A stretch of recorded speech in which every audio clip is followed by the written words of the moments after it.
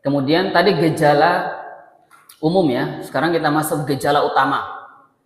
Yang lebih sering, ini gejala utamanya orang terkena gangguan jin dan sihir. Ini lebih kebenarannya itu lebih besar. Kalau ada ciri-ciri seperti ini bisa jadi benar orang tersebut memang diganggu. Satu, pernah atau sering memiliki kemampuan melihat atau merasakan adanya makhluk halus atau benda gaib di sekitarnya. Kadang hanya merasakan keberadaannya saja tanpa visualisasi bentuk.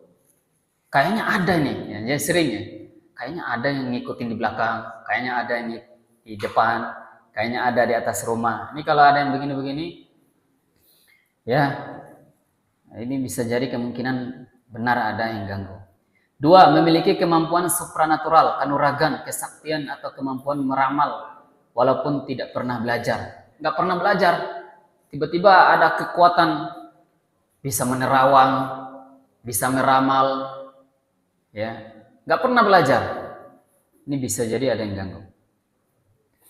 Kemudian pernah atau sering mendengar suara letusan di atap rumah. Seringkali pada malam hari, setelah itu jantung berdebar atau sakit bagian tubuh tertentu.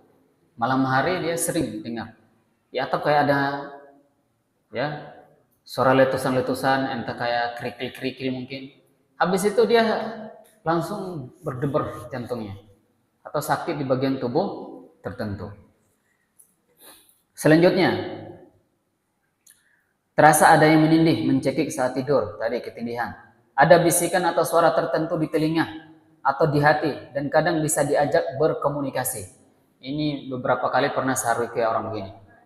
Ya, bahkan pasien saya itu pernah bilang dia seakan-akan ketika datang dia tahu datang jinnya. Bahkan kadang dia bisa langsung ajak ngobrol sama orang jin itu.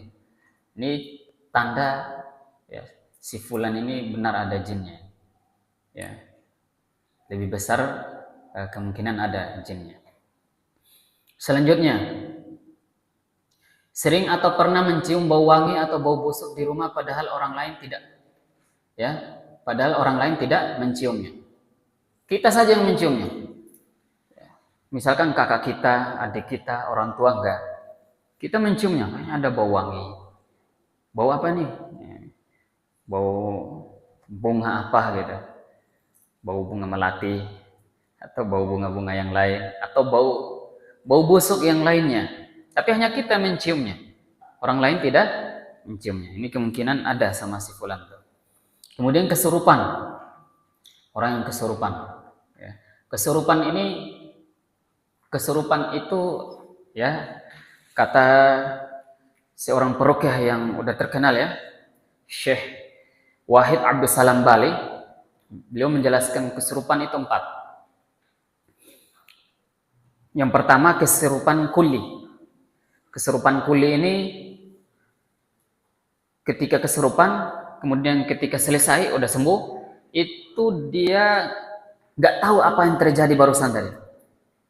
Nggak ada yang diingat. Jadi kesurupan semuanya total. Itu kesurupan kuli.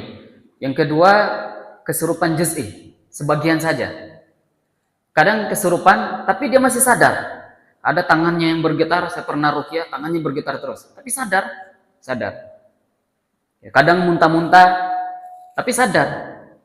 Gitu. Kalau ditanya pun setelah selesai ruqyah sadar. Oh tadi saya muntah-muntah, tadi gerak-gerak tangan saya. Itu namanya kesurupan juz'i. Kemudian ada kesurupan daim. Kesurupan daim ini kesurupan yang dalam jangka yang lama, terus-menerus. Seperti sakit yang terus-menerus, bahkan lumpuh sebagian badan dalam jangka yang lama atau terus-menerus, namanya kesurupan daim. Bisa jadi jin yang mengganggunya. Tapi tetap kita berobat ke dokter juga, bisa jadi sakit medis ya. Bisa jadi sakit medis. Ya. Kemudian yang terakhir ada kesurupan taif. Yaitu ya gejalanya itu datangnya pada jam-jam tertentu saja, waktu-waktu tertentu. Setiap menjelang maghrib aja, badannya panas, badannya gemetar, sesak napas misalnya. Setiap tengah malam aja pas sesak napasnya. atau setiap menjelang subuh saja sesak napasnya. Yang seperti ini bisa jadi ada yang ganggu.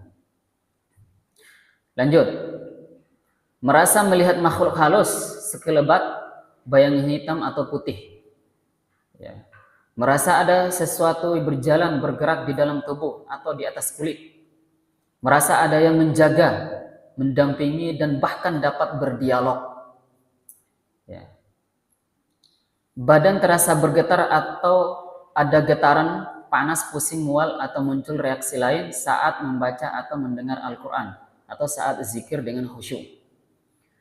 Salah satu atau kedua orang tua kandung atau saudara kandungnya kadang-kadang positif mengalami gangguan jin atau mengalami gejala-gejala utama di atas. Ya, nah itu ciri-cirinya ya. Tadi banyak sudah kita sebutkan ya. Ya. Maka kalau ada di antara para hadirin semua mengalami gejala-gejala itu, sebaiknya ruqyah. Maka ini penting tadi bisa meruqyah diri sendiri. Nah, karena terkadang ruqyah juga nggak bisa hanya sekali, butuh kadang 2 kali, 3 kali. Nah, kalau kita bisa meruqyah diri sendiri itu lebih baik. Ya. Allahumma rabban nas. Sambil diusap.